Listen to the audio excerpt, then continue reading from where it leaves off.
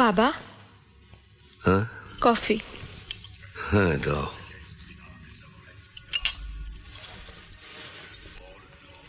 কি ভাবছিলেন এত?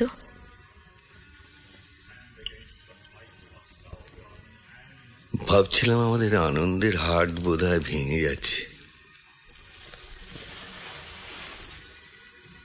এত ভাবেন কেন বাবা? মাঝে মাঝে কি মনে হয় জানো বৌমা, হয়তো বয়সের সঙ্গে আত্মবিশ্বাস কমে আসে বলেই মনে হয়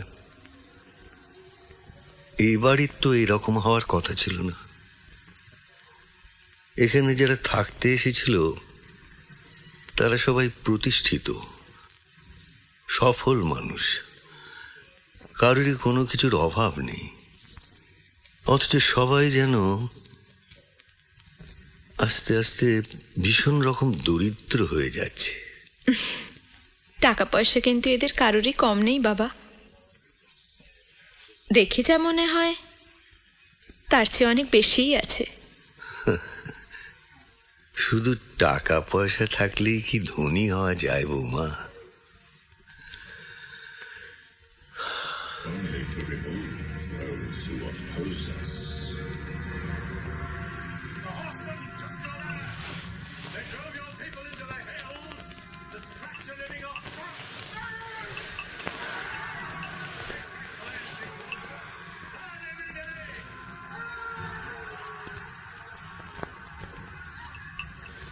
কিরে, মন খারাপ? না,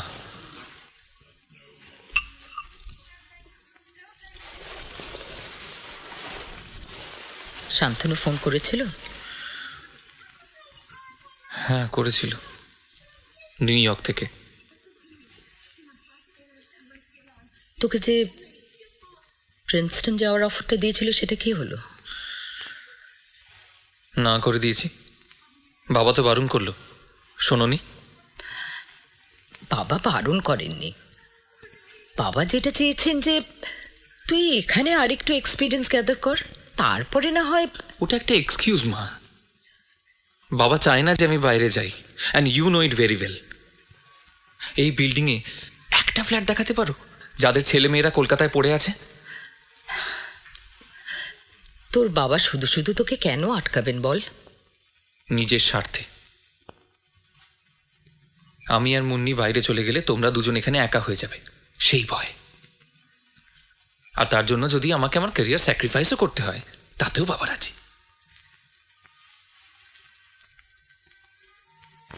বাবা, আমি আমি কাল একটু রামরাজাতলায় যাব। বেশ তো, দুজনেই যাচ্ছ তো? হ্যাঁ, সকাল সকাল বেরিয়ে পড়ব। সেই ভালো, সকাল সকাল ফিরেও আসতে পারবে। হ্যাঁ, আপনার ছেলে ফিরে আসবে, আমি থাকবো। থাকবে কদিন? দিন সাতেক। তোমার বাবা মা ভালো আছেন তো? হ্যাঁ, তোমার বোন? রুনির বিয়ের ব্যাপারেই কথা হবে। 7 দিন ধরে কথাবার্তা? বোনটার সঙ্গে কটা দিন কাটিয়ে আসি না বাবা?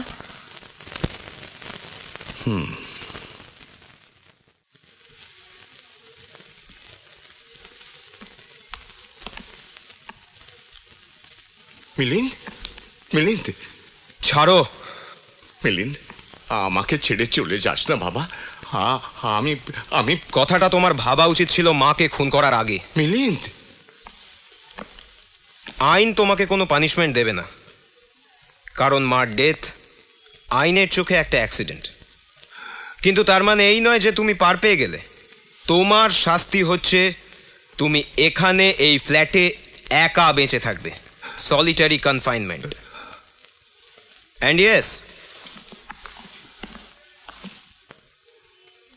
never ever try to contact me. You are a dead man to me.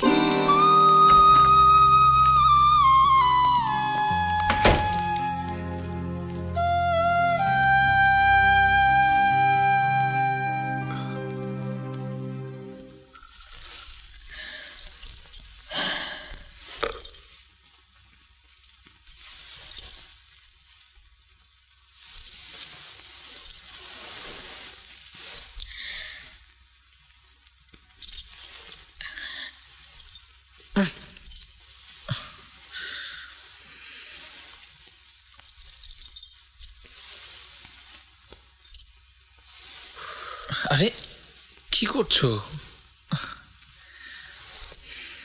তাড়াতাড়ি শুয়ে পড়ো, কাল সকাল সকাল উঠতে হবে। রামরাজাতলায় মুন্নির মা বাবা বোন থাকে। এই 1 বছর আগে তোমার এই বালিগঞ্জ কোর্টের নামটাও মুন্নি জানতো না, আর সেখানে তুমি বলছো মুন্নি ওখানে গিয়ে কি করবে? বাহ। দেখো তপতি, আমি আমার কথাগুলো নিজের মতো করে ভাবি। এই 1 বছরেই মুন্নিকে আমি আসলে 1 বছরে মুন্নি আমার ঘোরতর অভ্যাস হয়ে গেছে। ও না থাকলে সমস্ত বাড়িটাই তো কেমন। আর তাছাড়া এখন তো এটা ওর নিজেরই বাড়ি। ও তো শুধু আমার ছেলের বউ নয়।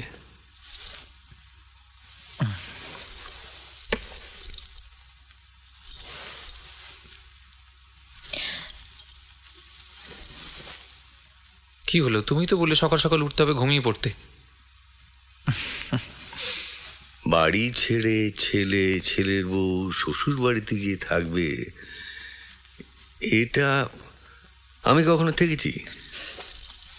প্লিজ সেলফিশ হও না। তাছাড়া তোমার শ্বশুরবাড়িটা ছিল কোথায়? বাহ, জ্যাঠা শ্বশুর কি ছিলেন না? জ্যাঠা শ্বশুর কি শ্বশুর নন? আচ্ছা, জ্যাঠা শ্বশুর আর বাবা শ্বশুর কি এক হলো স্যার রাজেন?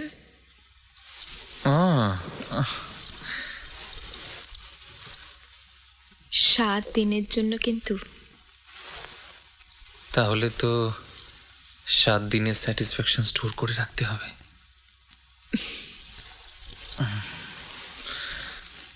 আসল কথা কি জানো, তুমি তোমার ছেলে আর ছেলের বউকে কাছছাড়া হতে দিতে চাও না। তা না হলে সুমিতের 3 বাইরে যাওয়ার অফার হাতছাড়া হয়ে যেত না। মানে কি বলতে চাইছো তুমি?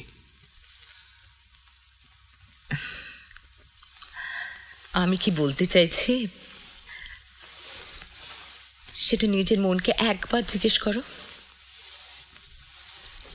তাহলেই বুঝতে পারবে। দেখো, তুমি সুমিতকে ছোটবেলা থেকে হস্টেলে রেখে বড় করেছো। তুমি সব সময় চেয়েছো যে সুমিত নিজের পায়ে দাঁড়াক। তাহলে আজকে যখন সুমিত নিজের জীবনটাকে নিজের মতো করে বেছে নিতে চাইছে, তাতে বাধা দিচ্ছ কেন? তুমি আর আমি যে জীবনটা বেছে নিয়েছি সেটা আমাদের, আর ওরা যে জীবনটা বেছে নিতে চাইছে সেটা তো সম্পূর্ণ ওদের, তাই না বলো?